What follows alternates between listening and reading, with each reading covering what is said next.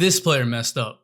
Because Kobe right now is really in a groove. I am having a very bad day. But how we get here? So this one time, I'm not proud to say this, Kobe Bean Bryant, at all.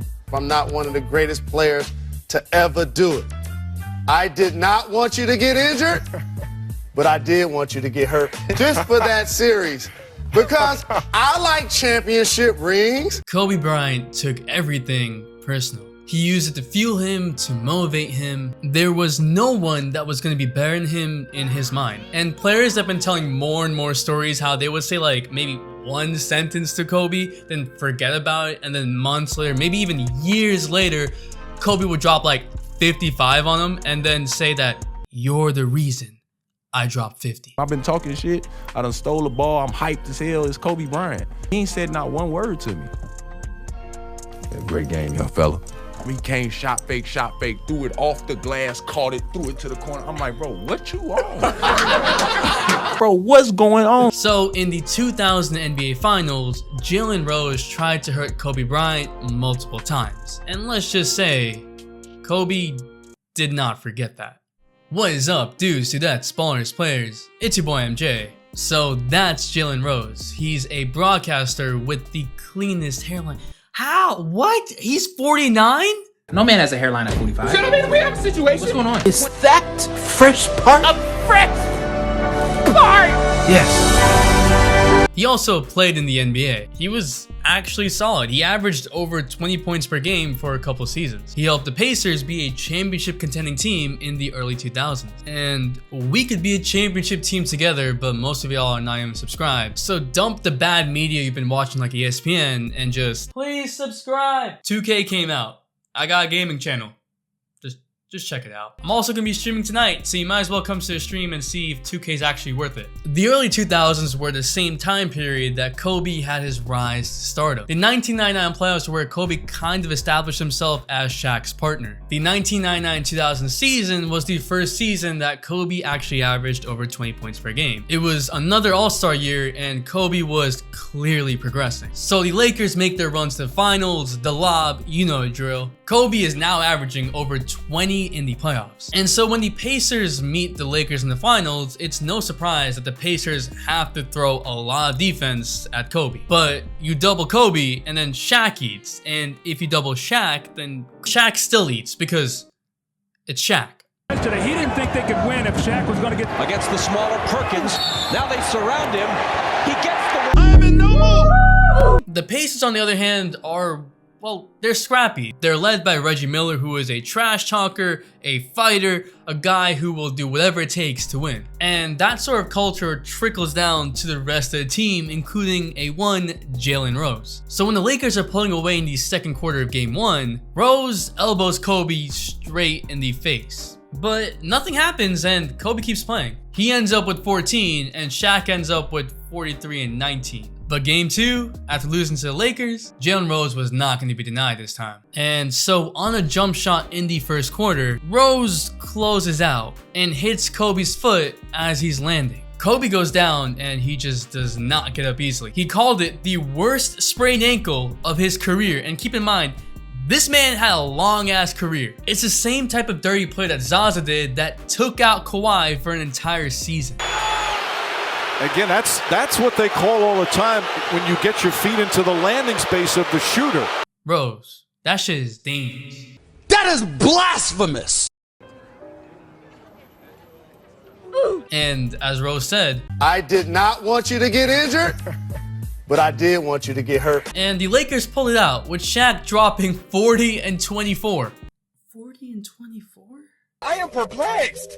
But Kobe was out for the entirety of game 3 and the Lakers lose. So game 4, Kobe's nowhere close to 100%, but the Lakers need him. Kobe's trying to figure out exactly what he can and can't do, which ways he can go, which ways he can explode, which ways he can't. And so in the game, on the fly, he's kind of figuring out what shots he can actually take. Well, it's a back and forth game that goes into overtime. And Shaq is eating. Kobe is giving them buckets, but then Shaq fouls out in OT. And then a 21-year-old Kobe Bryant does this.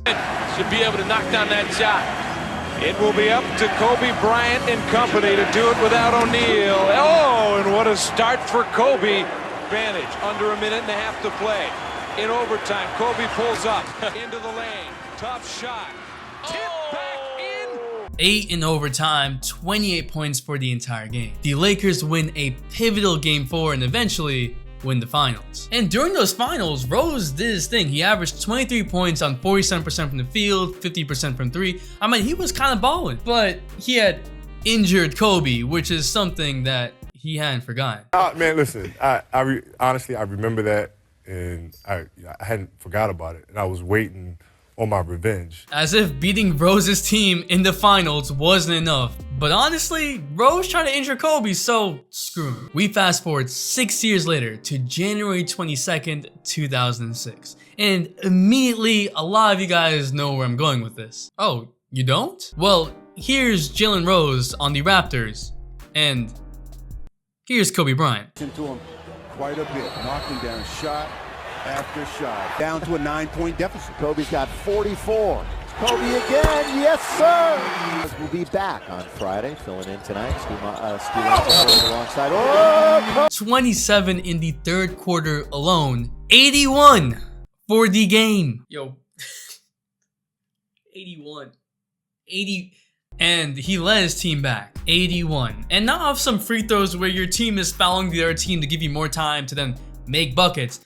Nah, a true 81. 28 of 46 from the field. This was a season that Kobe averaged over 35 points per game in a slow-paced NBA where teams were averaging under 100 points per game. A calm, focused Black Mamba.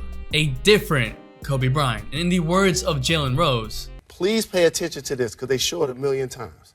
There was no chest thumping. There was no trash talking. It was almost like, I'm serious, like it was a man amongst boys. He was in such a zone. Okay, to be fair, Kobe only scored 18 on Jalen Rose specifically, but Rose was hacking them, fouling him a lot, and that doesn't get counted in the point total. Also, young Chris Bosh. In any high-scoring performance, it's always multiple players that are getting scored on because if one defender is getting roasted, the coach is going to put another defender on him, but it didn't matter who was on Kobe Bryant at that time. They were getting cooked. Try! And while Kobe didn't say anything at the game, while he didn't even celebrate at the game, this is what Kobe Bryant said years afterwards while sitting with Jalen. Toronto, I mean, I was like, I swear, 81 times. Yes, I don't know if it was on purpose, I don't know if it was accidental, but it did happen, and I want revenge. Right. I was able to. Oh, you put the smack down. Kobe doesn't even know if it was on accident or on purpose, but he was locked in. It doesn't really surprise me though, because if you just read up on Kobe, the level of preparation he had for these games, he knew everything about everything. He was always prepared. He knew the personnel, knew what their tendencies would be, and everything to him was motivation. So he knew that Jalen Rose was on the Raptors, that the Raptors had just traded Vince Carter away last season, so Jalen Rose would be the one that was guarding Kobe. Kobe's the same guy that picked on DeMar DeRozan for not wearing Kobe's because DeRozan had wore Kobe's the game before when they played each other. So next time I played Cole, I wore some Jordans. As soon as I walked on the court, Cole was like, "Oh, that's what we doing, motherfucker?" In front of our bench. This motherfucker walked past our bench while we was in the huddle, said, "You left me too much time." Came out, hit the game winner. Yeah, attention to detail. See what I did there? No? Get your culture up, man. So I find it hard to believe that it was purely accidental. Kobe definitely had motivation for this game, and he chose the right moment to strike and go off for possibly the greatest single game performance in modern NBA history. I didn't know about this connection to his 81-point game, but it actually makes a lot of sense because if you look back at Kobe and a lot of his greatest single games, there was some sort of motivation, like tangible motivation, that was behind those games. And it was in addition to the fire that Kobe already had. If you can't tell by my background, I miss him, man. But he continues to be a source of inspiration and motivation for me and the rest of the world. But what do you think? Where does Kobe rank all time for you? I'm just trying to see something, so let me know in the comments down below. 2K came out, and I got a gaming channel where I'm gonna actually, upload. So you might as well check it out. I hope 2K is good. I'm gonna be streaming tonight, so you might as well come to the stream. A special shout out goes to an OG. She's been here since the beginning, giving me all the support, and I really appreciate it. Maria Jo. Thanks for the all-day support. Also, subscribe. It's your boy MJ. We out, and we vibing. Okay, just hop in my spaceship now.